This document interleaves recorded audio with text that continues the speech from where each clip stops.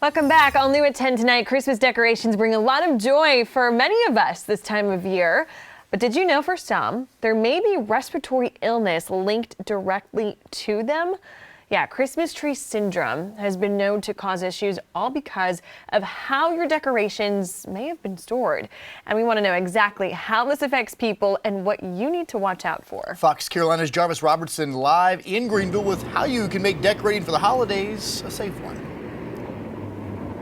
Yeah, Cody and Victoria, you can see I'm here in front of the massive tree in downtown Greenville. Now, for some people that have already put up their Christmas trees and other decorations, they may be experiencing things like an itchy nose, watery eyes, cough, chest pain, also some temporary respiratory illness issues that may be related to it. Now, I can tell you that depending on how you store your tree and other decorations, where you're getting your tree from, it can certainly be an unpleasant start to the holiday season.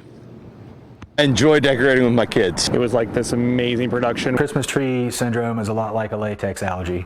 Unless you have it or you know somebody that's dealt with it, you probably don't really think anything of it. As the Christmas decorations go up and the holiday season moves ahead full steam, respiratory illness could be waiting in the nooks and crannies, something called Christmas tree syndrome. This time of year, some people experience it more than others, especially if you have a real tree in the home. It's coming out of the forest. There's mold, there's fungus, there's going to be insects, dust mites. There's going to be everything that's in the woods you're now bringing into your house. Even with those decorations you've had stuffed away in a box for a year. This is something that certain people are going to be susceptible to, most of us not.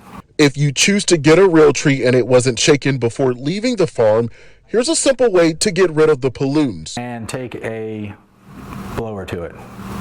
That's the fastest, easiest way to do a best prevention. Plus, a good homemade one is vinegar and water, because vinegar kills a lot of different types of mold and fungus, which can be used on real or not so real decorations. Artificial trees may not be from the woods, but that doesn't mean they're in the clear.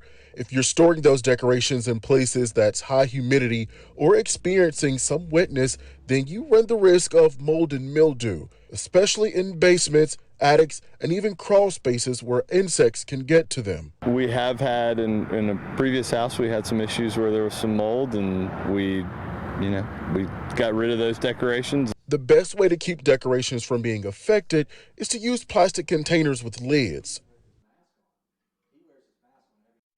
Now, Weckenhayer goes on to say that air filtration is another very important thing to help fighting the Christmas tree syndrome. Another thing that he also mentioned during my time with him today, he talked about the frequent use of candles. This time of year, a lot of people start to use candles a little bit more, and that could lead to that quote-unquote Christmas tree syndrome again.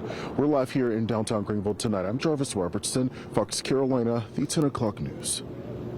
Jarvis, thanks, and you can always get updates on stories you're watching right here on Fox Carolina and watch them again and share them by going to our free Fox Carolina News app. Just look for our logo in the App Store or on Google Play.